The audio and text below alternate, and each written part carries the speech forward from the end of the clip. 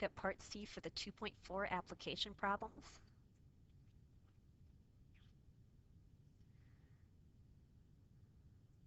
Okay, here's the example.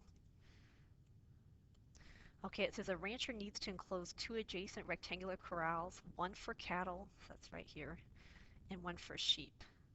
If a river forms on one side of the corral, so that pretty much means there's a river right here, what is the largest area that must be enclosed if 240 yards of fencing is available? Okay, so let's label everything first here.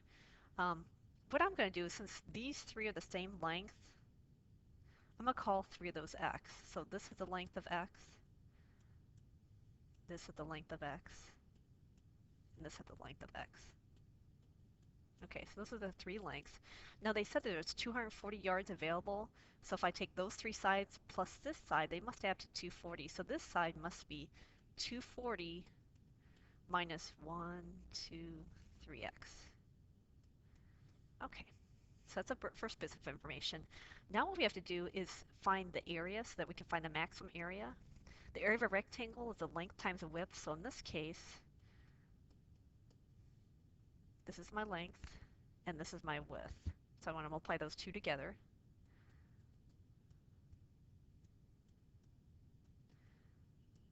And I'm going to simplify.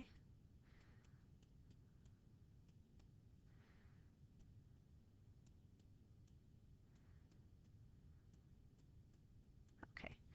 If you recall, this is a parabola. If you were to graph, this is a parabola that opens down. So to find the maximum area, what we need to do is we need to find the vertex. Remember, the vertex formula is found this way, although there's more than one way to do it.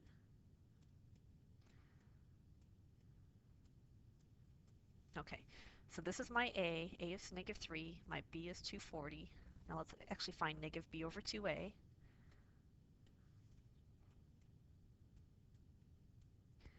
Negative B over 2A would be 240.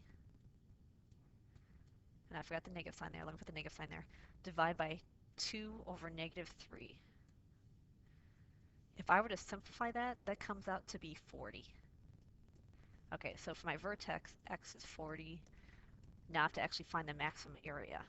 Okay, so to find the maximum area, I'm going to plug this into this function. So A of 40 is equal to -3 times 40 squared plus 240 times 40. If I were to simplify that, it comes out to be 4,800. Okay, so let's go back and answer the question.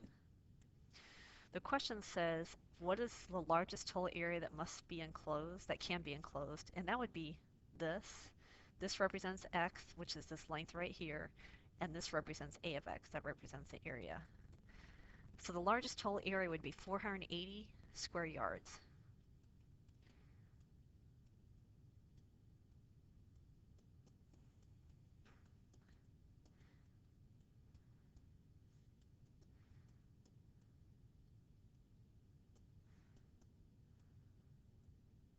Okay, so again, the total largest area is 4,800 square yards. So that concludes this worksheet.